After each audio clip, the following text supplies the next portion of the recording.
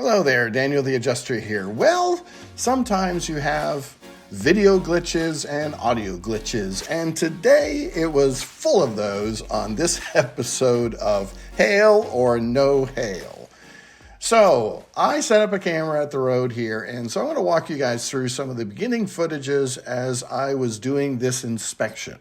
Wasn't sure what I was going to find. When I rode up to the house, I found two very young roofers, probably 18, 19 years of age, and it's hard not to have a little bit of prejudice when you're coming up to a house, but as an adjuster, we are supposed to be the most unbiased and neutral people out there.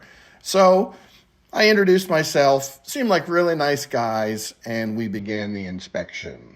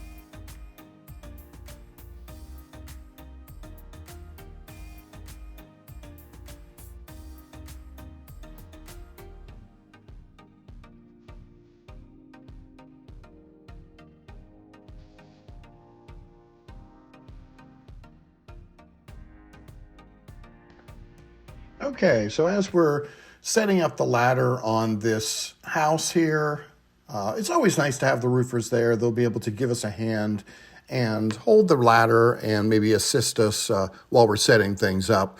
Sometimes it's good when a roofer will come to the location, as maybe he brings a bigger ladder and we're not having to be at the full extension of our ladder that is there.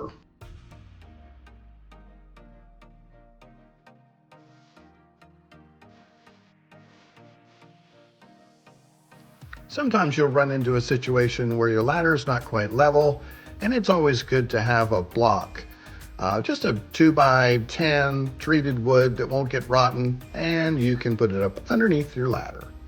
So I always keep this in the back of the vehicle for situations like this where the setting up the ladder was a little uneven. Maybe you have those stabilizers that help us on the bottom of the ladder to adjust for that. But in this case, this ladder did not have it. So you just drop a block down, it levels out the ladder, and then you can get up. Best thing to do is to stand on the ladder, solidify, make sure your bottom of the ladder is secure so that when you jump on it, it's not going anywhere, it's not shifting, and then you can make your way up the ladder.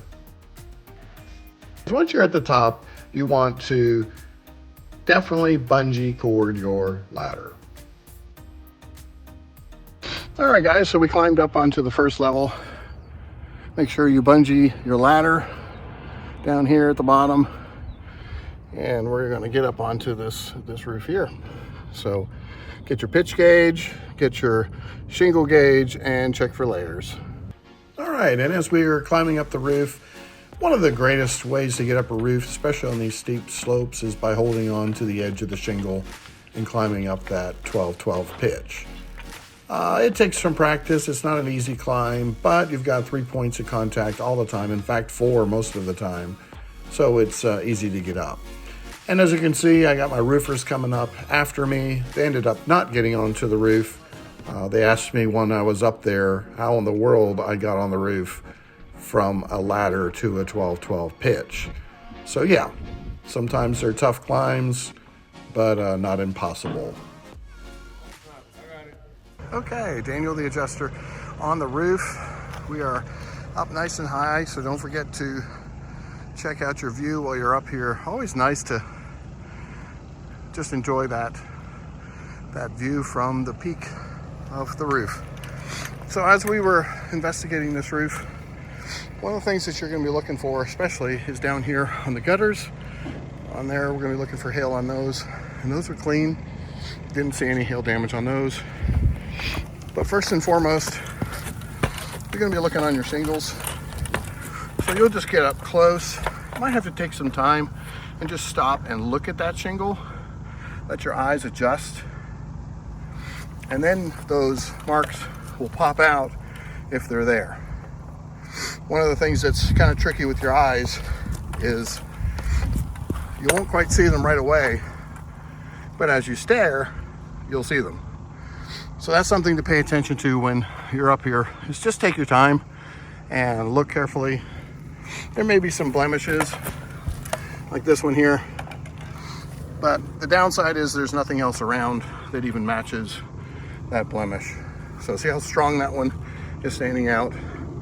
The rest of them don't have anything. So that's how you're going to tell the difference.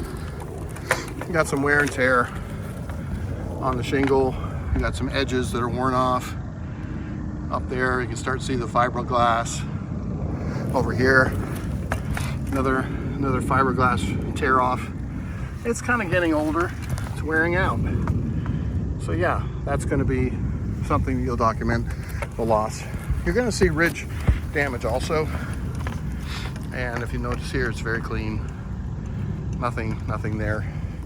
So same thing, you're going to do the same on all 4 slopes. Look for your damages. Again, if we look on the front and we do a close-up, we're just not seeing any blemishes in a consistent manner that would show us for hail damage. Very important for it to be consistent. It's not going to be just on one slope in one 4-foot section. It's going to be on your entire slope.